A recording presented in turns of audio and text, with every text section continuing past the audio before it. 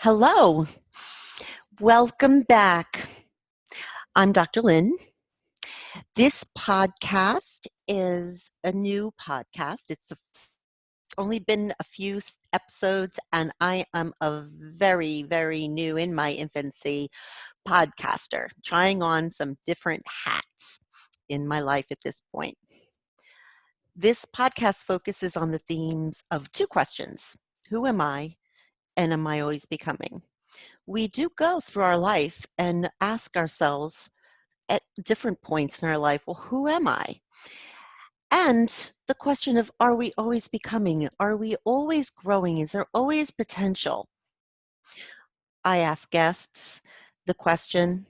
They come from different perspectives to answer that question, to share their own professional experiences as well as their own personal experiences in that idea of, are we always becoming? So because this is a new podcast, I know that it is going to be evolving as we move forward. And there's going to be things that I'm going to change. There's going to be things that I'm going to add. I'm going to be testing out all kinds of different ways how to do this. And one of the things that I thought might be fun would be to do episodes every once in a while where I'm not interviewing any guests, where I am just talking about a topic. So it could be a topic about personal growth, or it could be about depression or anxiety or relationships. It could be about sex. I'm a sex therapist. There's all kinds of topics that I can share with you to help you in your own personal growth that has to do with you becoming more and more and better and becoming much more closer to who your authentic self is. So I thought I would start that first episode where it's just me and you with the topic of the imposter syndrome. Most people at some point in their life has experienced this syndrome. It is, to put it simply, what you may get when you question your accomplishments. It is a sense that you're being a fraud or phony, that you are pulling something over on somebody. You've reached this accomplishment and you think it's just because of pure luck. And at any moment, somebody's going to figure you out and expose you. I thought what I would do is share with you some of my own experiences with the imposter syndrome as examples, and kind of a way to describe what I'm talking about. So I can remember the very first time I was struck by this syndrome. I had just finished with my bachelor's degree, and I was working my very first professional job as a counselor for a hospice. I was a grief counselor. And I had put together a program for caregivers. And there was a state conference for hospice agencies and providers. And I was asked by one of the supervisors if I wanted to propose my program to provide a presentation. And I was pretty excited about that. Of course, I felt pretty honored, and I didn't think there was any harm in putting in the proposal, which I did. But to my surprise, it got accepted. That's when the syndrome kicked in. That's where it was like, oh my gosh, I'm going to be standing in front of all these professionals, as if I was not one, and talk about this program. They're going to figure out I don't know what I'm talking about. Do I really want to do this and be exposed? Do I really want to show all of these people that I don't know what I'm really talking about, make a complete fool of myself? That was the inner dialogue that I had, that chatter, that inner critic that was starting to beat me up. I had a few months before the conference to prepare, so that was good. But as I got closer and closer and closer to the conference, I was overdoing it with my preparations, trying to practice and make sure I knew everything. And the anxiety just built. It didn't matter what I was doing. it just built. And I could hear that inner critic continuing to say, who do you think you are? Who do you think you are that you have the knowledge and the experience to stand up in front of all these professionals, again, like I'm not one, and tell them about some new program that you developed? So it was important. I knew it was an important thing. So I wasn't going to let fear get in my way, because I knew for my career, these are part of the things that I was going to be doing, and I wanted to do them. I wanted to like and enjoy doing presentations. So I had to push myself. So I had to feel the fear and do it anyway. And I did. And I presented. It was an hour-long presentation. And I remember one of the upper level management um, people were in the room, and that made me just so much more anxious, because I thought, oh boy, at the end of this, I'm probably losing my job. But that again was the inner critic talking. That was the imposter syndrome that was hitting me full force. I got through it. I got a lot of good feedback. Um, they do evaluations, and I had really high scores for all the areas that they were evaluating me on. And I remember walking out of there, and I was so high. I was just like, had this feeling of excitement, and just thrilled and so happy that I got it done. But there was still a little bit of syndrome hanging on there while I was driving home. And I had a bit of a drive. I don't remember where the conference was. I think it was in like Gainesville, something like that. And so I had a bit of a drive, a couple of hours. And in that time, I went between feeling really great about myself and the other, that syndrome kicking in saying, you just had good luck this time again. You just pulled one on everybody. They really don't realize right now, but they will, that you're an imposter, that you're a phony. And so I had this like back and forth, like these two parts of me going, yes, you did it, you did great. And this other part going, it was just luck. Through the years, I did a lot of public speaking. We actually know that it's like 90% of people, the number one fear, that anxiety that people have, is about public speaking. Well, it took a while. It seemed every time that there was a public speaking engagement that I was going to do, that imposter syndrome would kick in. But I kept going, and I kept going, and I kept doing it. I said, I am not going to let that fear make the decisions for me and impact my career, because actually I enjoy doing public speaking. And it got to the point where that inner critic laid it down and said, okay, we're done. You're not an imposter.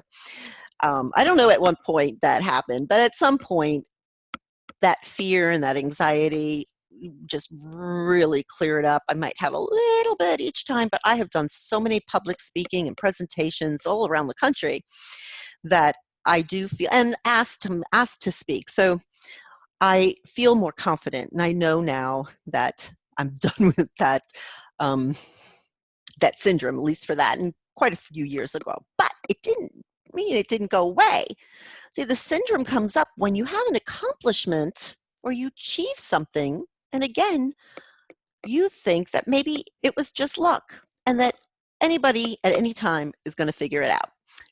So I remember the second time the syndrome came back, and that was kind of interesting. It was both of these is right after I had finished a degree and was doing my first job.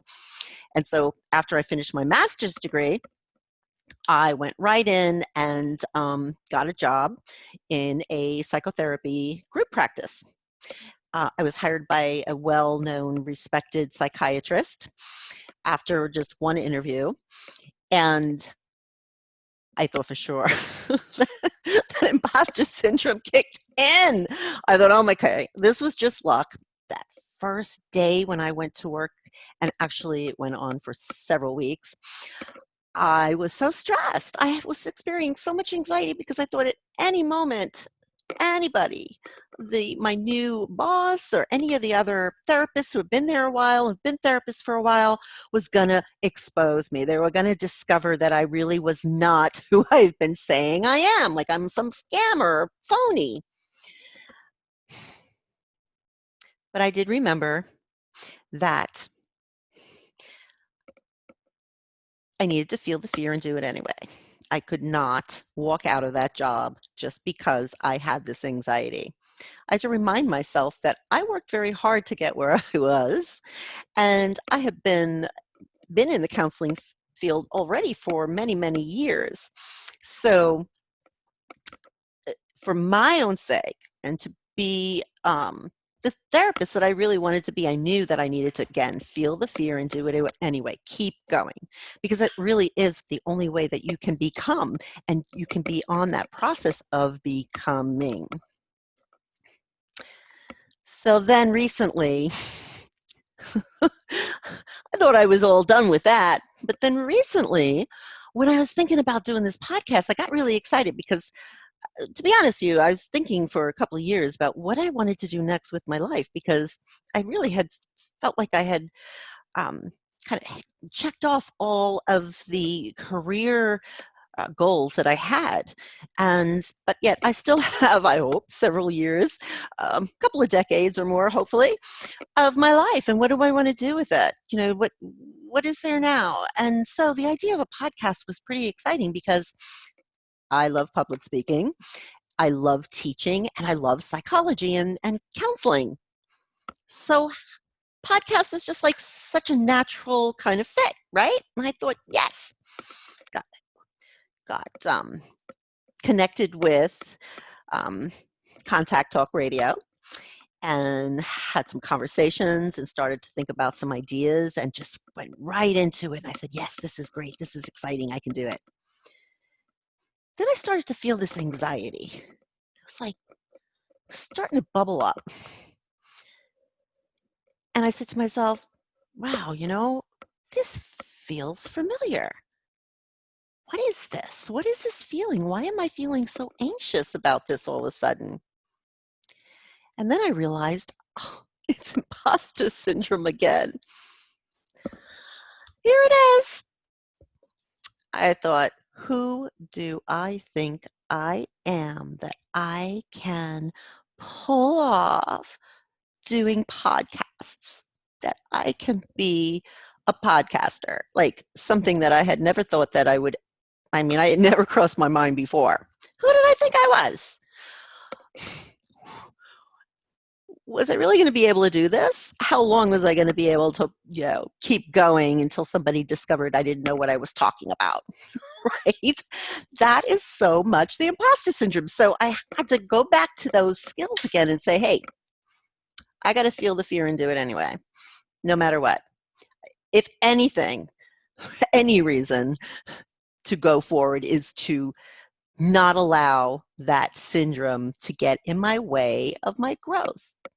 Because to do this podcast is something so out of what I would have ever considered doing before. I am really stretching my comfort zone for this. I am really putting myself out there. And of course I'm anxious. Of course I have anxiety.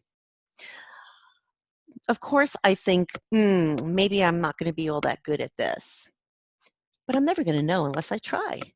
I could not say, no, this is a silly idea. I'm not going for it.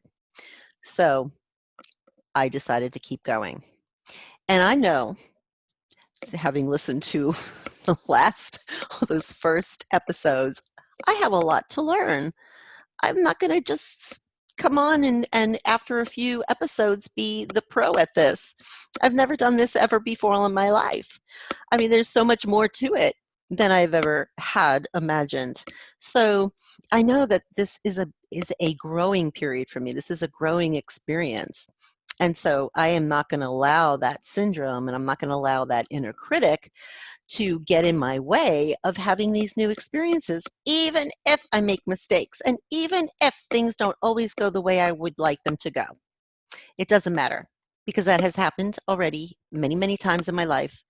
And if I hadn't just continued going, I wouldn't be where I am today. So I want to talk more about what that is. Because again, most people at some point in their life experience imposter syndrome. It might be that you are chosen for an award, and everybody else thinks that you deserve it, but you're thinking, oh my gosh, I'm going to be discovered to be a phony, that I really don't know what I'm doing. I don't deserve this award. A lot of anxiety. It might happen when you get a job.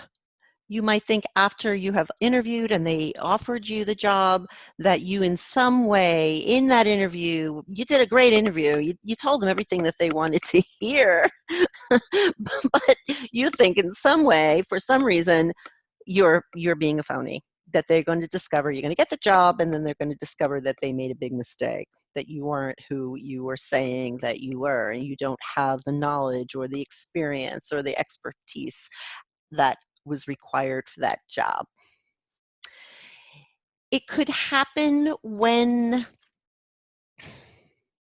you have any new skill to that you are trying for the first time, especially if it is around other people and other people are kind of watching this happen for you.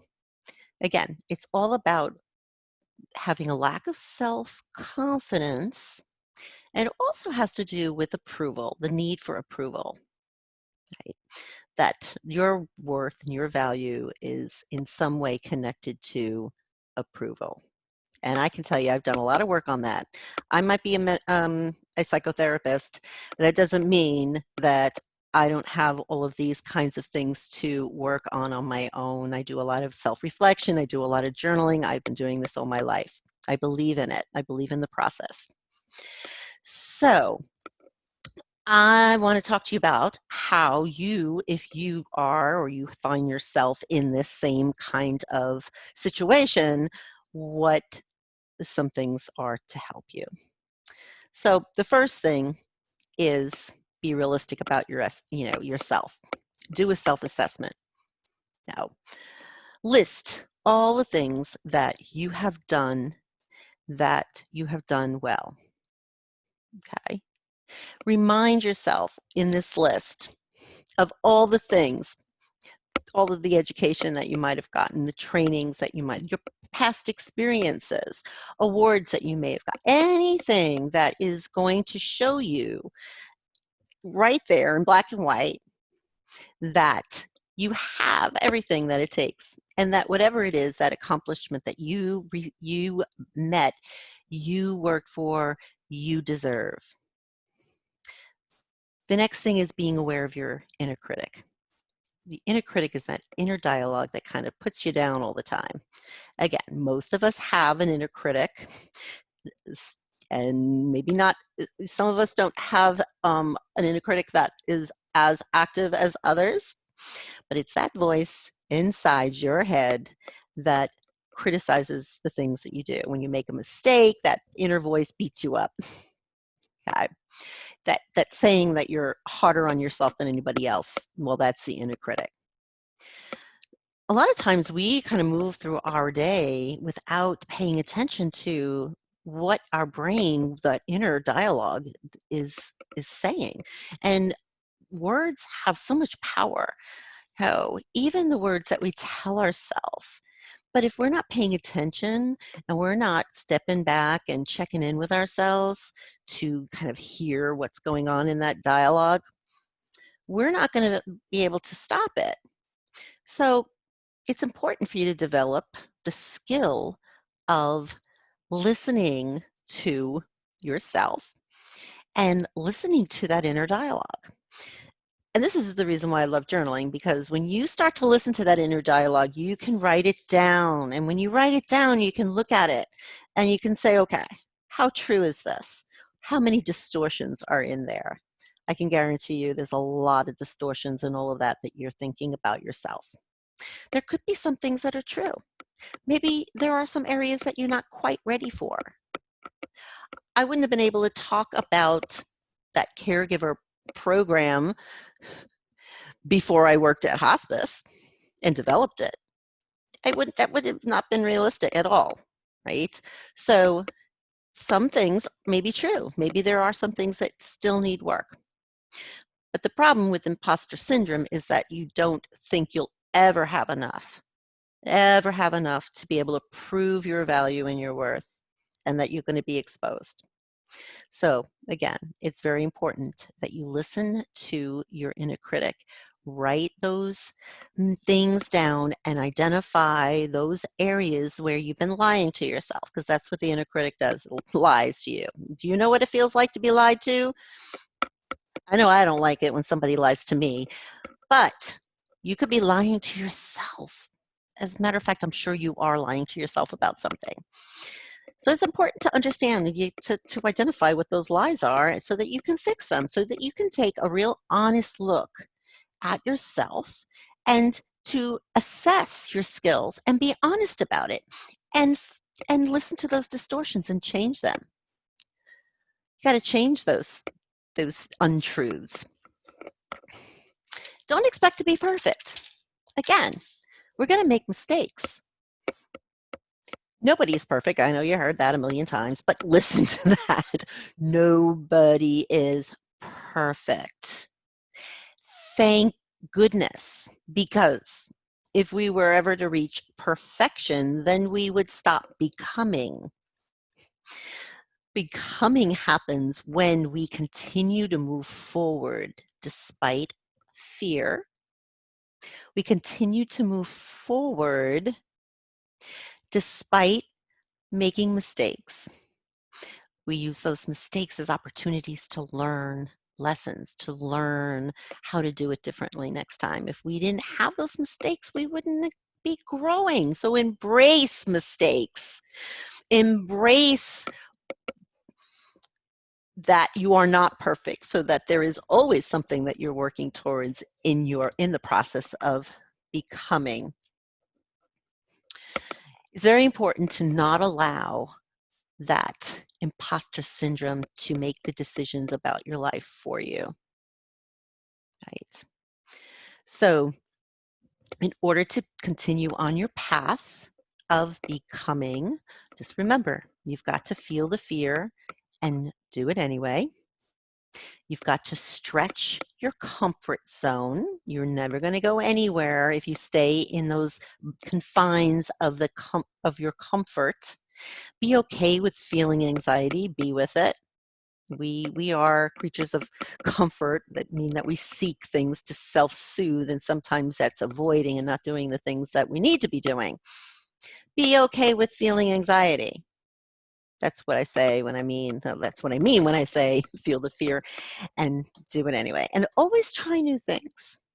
Never get stuck and stagnant in your life. As long as you are trying new things, you are always going to be growing. And that is exactly what I have been doing with this podcast. I've decided I'm going to try something totally new, something I had never imagined I would ever do. Honestly, I'm not even a listen to podcasts. I've had a lot of people tell me, listen to this podcast or listen to that podcast. And I'm like, I don't even know, what are podcasts, but I have been listening to some, of course, because when you're trying out to new things and you're trying to develop new skills, you got to listen to the ones and watch and see how people who have been successful have done it. That's just part of the growth process. So I think that is enough for today. Please email me if you have any questions or if there's any topics that you would like me to talk about. You can find information about this podcast on the podcast website, www.thedrlynnsantiagoshow.com. You can email me at iam@thedrlynnsantiagoshow.com. I look forward to hearing. I really would like to hear from you. I would love to have some topics. I would also love to hear from you if you are somebody who would like to share your story of becoming. We all have those events in our lives, those stories that we attribute to our evolution and to our growth. And I would love to hear from people who would like to share how they have been through their own process of becoming. So that is it for today. I've really enjoyed this. I hope you have too. I'll be back soon and look forward to the next episode. Take it easy.